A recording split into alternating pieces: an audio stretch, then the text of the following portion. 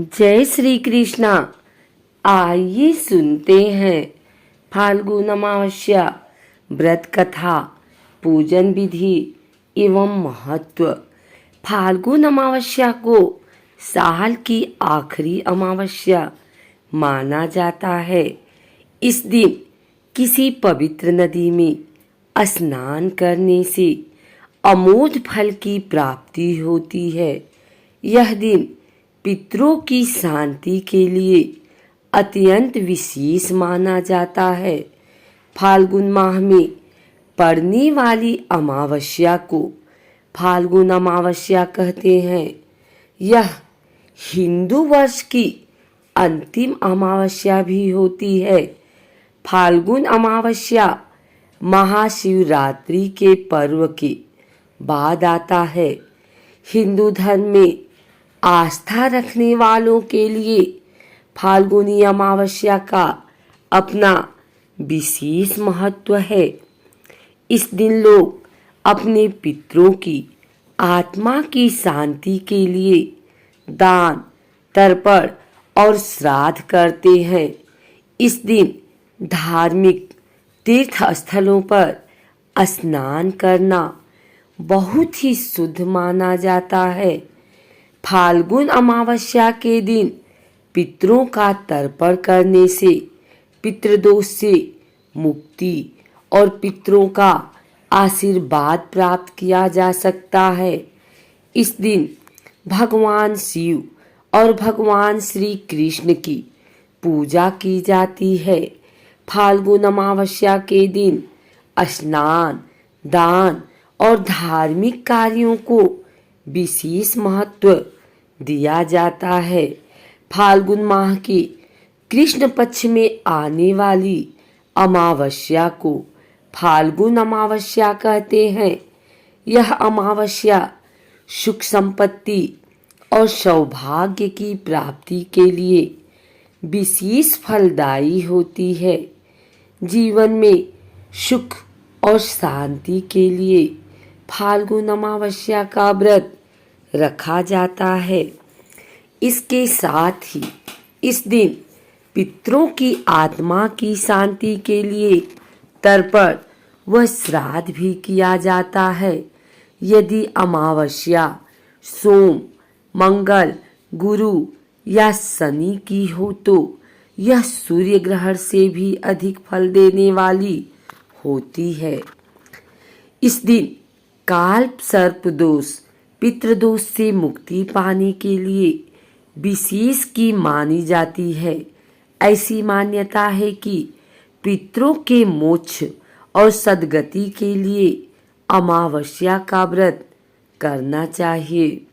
इस व्रत को करने से न केवल पितरों को मोक्ष एवं शांति मिलती है, बल्कि व्रतधारी को अमोघ फल की भी प्राप्ति होती है। धार्मिक ग्रंथों के अनुसार इस दिन स्नान, दान और अन्य धार्मिक कार्य करना काफी शुभ माना जाता है। यदि यह अमावस्या सोमवार के दिन पड़े तो अत्यंत ही शुभ मानी जाती है। फाल्गुन अमावस्या के दिन पितरों को तर्पण करना सबसे ज्यादा श्रेष्ठ माना जाता है। इससे पितरों को मुक्ति मिलती है। इस दिन किसी पवित्र नदी या सरोवर में स्नान अवश्य करना चाहिए।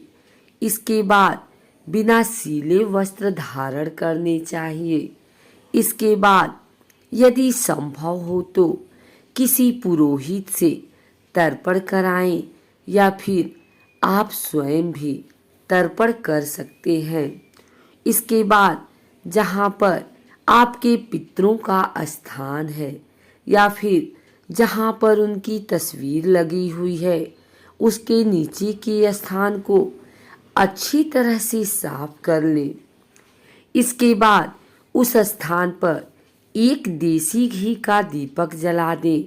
इसके बाद अपने पूर्वज की तस्वीर पर सफेद चंदन का तिलक करें और उन्हें सफेद रंग के फूल अर्पित करें। इसके बाद उनसे प्रार्थना करें कि हे पितृदेव, हे मेरे पूर्वजों, आज की रात मैं जो भी प्रार्थना करूं, जो भी पूजा करूं, वह सफल हो। मुझे अपना आशीर्वाद प्रदान करें, जिससे मेरे सभी काम सफल हो। इसके बाद उस सफेद कपड़े को पितरों के पूजा स्थान या फिर अपने पूर्वजों की तस्वीर के नीचे रख दें। इसके बाद उन्हें खीर और पूरी का भोग लगाएं। ऐसा करने के बाद हाथ जोड़कर उन्हें नमन करें और उनसे पूजा में हुई किसी भी भूल के लिए क्षमा अवश्य मांगे। इसके बाद किसी ब्राह्मण को भोजन अवश्य कराएं और उन्हें वस्त्र और दक्षिणा देकर उनके पैर छूकर उनका आशीर्वाद लें। अंत में पितरों को भोग लगाई खीर और पूरी को किसी गाय को खिला दें और उसमें कुछ को प्रसाद के रूप में परिवार के साथ ग्रहण करें। आइए सुनते हैं फाल्गुन अमावस्या की कथा। पौराणिक कथा के अनुसार एक बार दुर्वासा ऋषि ने क्रोध में आकर इंद्र और सभी देवताओं को श्राप दे दिया था, जिसके कारण सभी देवता कमजोर हो गए। इस मौके का फायदा उठाकर दैत्यों ने देवताओं पर आक्रमण कर दिया और उन्हें परास्त कर दिया, जिसके बाद सभी देवता भगवान विष्णु के पास पहुँचे और भगवान विष्णु को इसके बारे में बताया। तब उन्होंने देवताओं को सलाह दी कि वह दैत्यों के साथ मिलकर समुद्र मंथन करें, जिसके बाद सभी देवताओं ने दैत्यों के साथ संधि कर ली और अमृत को प्राप्त करने के लिए समुद्र मंथन करने लगे।